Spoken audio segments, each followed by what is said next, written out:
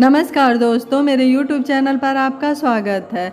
आज की कहानी है पिता का आशीर्वाद। एक व्यापारी पिता के जब मृत्यु का समय सन्निकट आया तो पिता ने अपने एकमात्र पुत्र धनपाल को बुलाकर कहा कि बेटा, मेरे पास धन संपत्ति नहीं है कि मैं तुम्हें विरासत में दूं, पर मैंने जीवन भर सच्चाई और प्रामाणिकता से काम किया है, तो मैं तुम्हें आशीर्वाद देता हूँ कि तुम जीवन में बहुत सुखी रहोगे और धूल को भी हाथ लगाओगे तो वह सोना बन जाएगी। बेटे ने सिर झुकाकर पिता के पैर छुए। पिता ने सिर पर हाथ रखकर आशीर्वाद दिया और संतोष से अपने प्राण त्याग कर दिए। अब घर का खर्च बेटे धनपाल को चलाना था। उसने एक छोटी सी ठेला गाड़ी पर अपना व्यापार शुरू किया। धीरे धीरे व्यापार बढ़ने लगा। एक छोटी सी दुकान ले ली, व्यापार और बढ़ा। अब नगर के संपन्न लोगों में उसकी गिनती होने लगी। उसको विश्वास था कि यह सब मेरे पिता के आशीर्वाद का ही फल है, क्योंकि उन्होंने जीवन में दुख उठाया पर कभी धैर्य नहीं छोड़ा, श्रद्धा नहीं छोड़ी, प्रामाणिकता नहीं छोड़ी। इसलिए उनकी बाड़ी में बल था और उनके आशीर्वाद फलीभूत हुए और मैं सुखी हुआ। उसके मुंह से बार बार यह बात निकलती थी। एक दिन एक मित्र ने पूछा, तुम्हारे पिता में इतना बल था तो वह स्वयं संपन्न क्यों नहीं हुए, सुखी क्यों नहीं हुए? धर्मपाल ने कहा, मैं पिता की ताकत की बात नहीं कर रहा हूँ, मैं उनके आशीर्वाद के ताकत की बात कर रहा हूँ। इस प्रकार वह बार बार अपने पिता के आशीर्वाद की बात करता तो लोगों ने उसका नाम ही रख दिया पिता का आशीर्वाद। धर्मपाल को इसमें बुरा नहीं लगता। वह कहता कि मैं अपने पिता के आशीर्वाद के काबिल निकलूँ, यही चाहता हूँ। ऐसा करते हुए कई साल बीत गए। वह विदेशों में व्यापार करने लगा। जहाँ भी व्यापार करता उससे बहुत लाभ होता। एक बार उसके मन में आया कि मुझे लाभ ही लाभ होता है, तो मैं क्यों ना एक बार नुकसान का अनुभव करूं। तो उसने अपने एक मित्र से पूछा कि ऐसा व्यापार बताओ कि जिसमें मुझे नुकसान हो। मित्र को लगा कि इसको अपनी सफलता का और पैसों का घमंड आ गया है। उसका घमंड दूर करने के लिए इसको ऐसा धंधा बताऊं कि इसको नुकसान ही नुकसान हो। तो उसने उसको बताया कि तुम भारत में लौंग खरीदो और जहाज में भरकर अफ्रीका के जंजीबार में जाकर बेचो। धर्मपाल को यह बात ठीक लगी। जंजीबार तो लौंग का देश है, वहाँ से लौंग भारत में लाते हैं और यहाँ 10-12 गुना भाव पर बेचते हैं। भारत में खरीद करके जंजीबार में बेचे तो साफ नुकसान सामने दिख रहा है। परंतु धर्मपाल ने तय किया कि मैं भारत में लौंग खरीद कर जंजीबार खुद लेकर जाऊंगा, देखूं कि पिता के आशीर्वाद कितना साथ देते हैं। नुकसान का अनुभव लेने के लिए उसने भारत में लौंग खरीदे और जहाज में भरकर खुद उनके साथ जंजीबार द्वीप पहुंचा। जंजीबार में सुल्तान का राज्य था। धर्मपाल जहाज से उतरकर लंबे रेतीले रास्ते पर जा रहा था वहां के व्यापारियों से मिलने को। उसे सामने से सुल्तान जैसा व्यक्ति पैदल सिपाहियों के साथ आता हुआ दिखाई दिया। उसने किसी से पूछा कि यह कौन है? उन्होंने कहा, यह सुल्तान है। सुल्तान ने उसको सामने देखकर उसका परिचय पूछा। उसने कहा, मैं भारत के गुजरात के खंभात का व्यापारी हूँ और यहाँ पर व्यापार करने आया हूँ।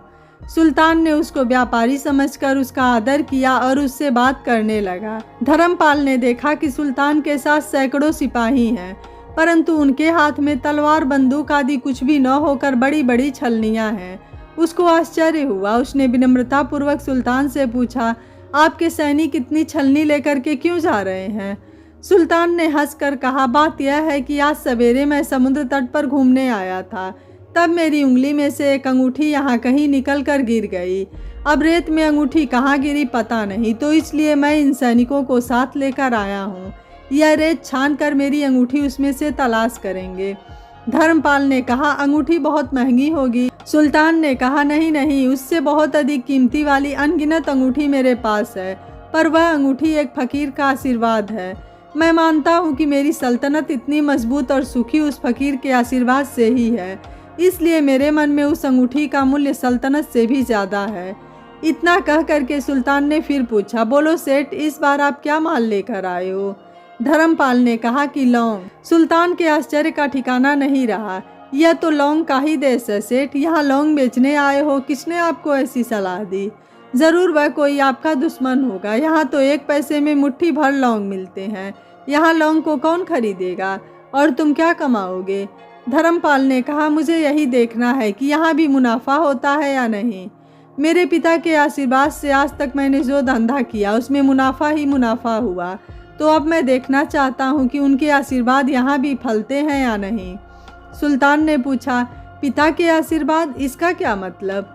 धर्मपाल ने कहा, मेरे पिता सारा जीवन ईमानदारी और प्रामाणिकता से काम करते रहे, परंतु धन नहीं कमा सके। उन्होंने मरते समय मुझे भगवान का नाम लेकर मेरे सिर पर हाथ रखकर आशीर्वाद दिए थे कि तेरे हाथ में धूल भी सोना बन जाएगी। ऐसा बोलते बोलते धर्मपाल नीचे झुका और ज़मीन की रेत से एक मुट्ठी भरी और सम्राट सुल्तान के सामने मुट्ठी खोलकर अंगुलियों के बीच में से रेत नीचे गिराई।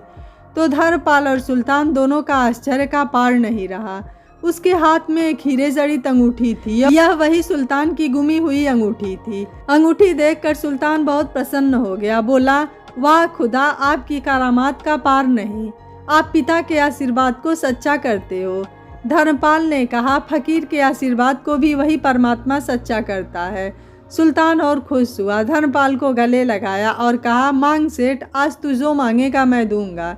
धर्मपाल ने कहा, आप 100 वर्ष तक जीवित रहो और प्रजा का अच्छी तरह से पालन करो, प्रजा सुखी रहे, इसके अलावा मुझे कुछ नहीं चाहिए।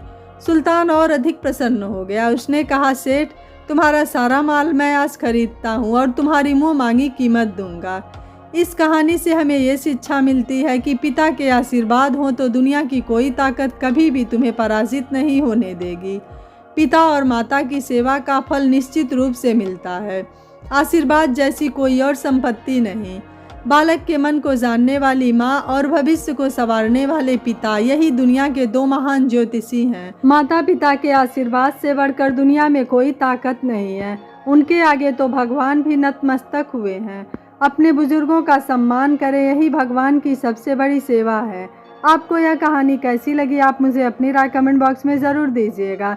वीडियो पसंद आया है तो वीडियो को लाइक, शेयर एंड चैनल को सब्सक्राइब कर लीजिएगा। Thank you for watching. मिलते हैं अगली कहानी में।